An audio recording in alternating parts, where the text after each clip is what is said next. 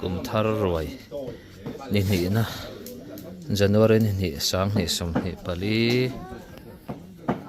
jing rongbol te tukin hian tukin hian telani mina pethang pui namdoina chang takin na lut chho thuta tichuanin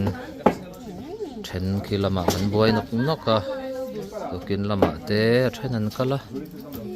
chuanin niam deuh hleka bp te niam deuh hleka tuna po hianin hi January ni ni jing dar kun velani a pasruai te po an kala an ron thleng thale chi ani ko ran ten lim takin roi the kan tuma kanin buat sai le me kani a ril ru ero chu apir khop mai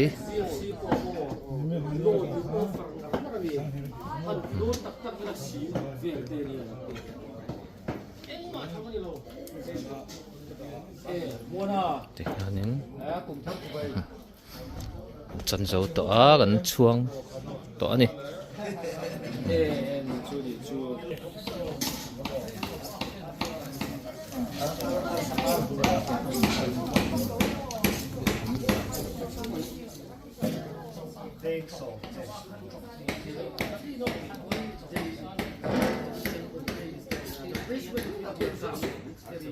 tak min mai tu inia ine ra hian lom thu sena tor ko than hian kan banga em heng hun te min phan tira ko than ten him takin kum hlui kan tha kum thar min choi gal tira kan lom em ani ama ro se pa ko than chunga hian dam lo kan oma chu dam lo ti tan chuan kan chong chai saka amaro chu nang in remiti angin ni is there kan dua nama kuta kan kol tire tuna po hian hey kum tharalom na ruai kan ki hole dona hang kan ei tur zong te min ti thiang him sakla ko thana in mai tlan te in rem ton na te kan nei theng turin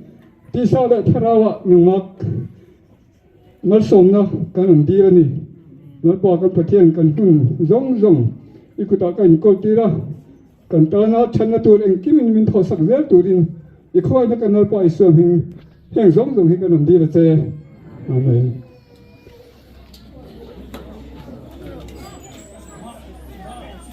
kum thar roi ni ni na January ni ni sang ni som ni pali ani